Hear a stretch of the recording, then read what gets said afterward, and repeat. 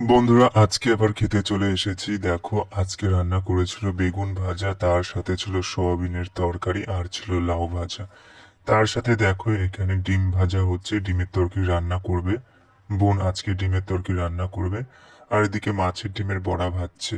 দেখো কত দারুণ ভাবে ভাজছে মাছের ডিমের বড়া। এই যে ডিমের তরকারি রান্না হবে বলে। এই দেখো আবার মসুর ডাল রান্না করেছে। মসুর ডাল খেতে আমার খুবই ভালো লাগে। আমি খেতে বসলাম। আমি নিয়েছিলাম একটা গোটা ডিম সিদ্ধ ভাজা, আর তার সাথে ছিল মুসুর ডাল, মাছের ডিমের বড়া ভাজা, আর তার সাথে ছিল কুমড়োর চপ। কুমড়োর চপ খেতে আমার খুবই ভালো লাগে। দেখো মুসুর ডাল দিয়ে কুমড়োর চপ খেলাম। সব খাবারগুলো খাওয়া হয়ে যাওয়ার পর আমি তারপর নিলাম কুন্দি ভাজা। কুন্দি ভাজা খেতে আমার খুবই ভালো লাগে। আর ছিল চারা পোনা মাছের তরকারি।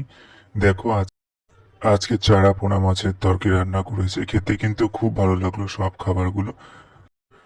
কলা আলু দিয়ে রান্না করেছিল চারাপোনা মাছের তরকারি। খেতে খুবই ভালো লেগেছিল।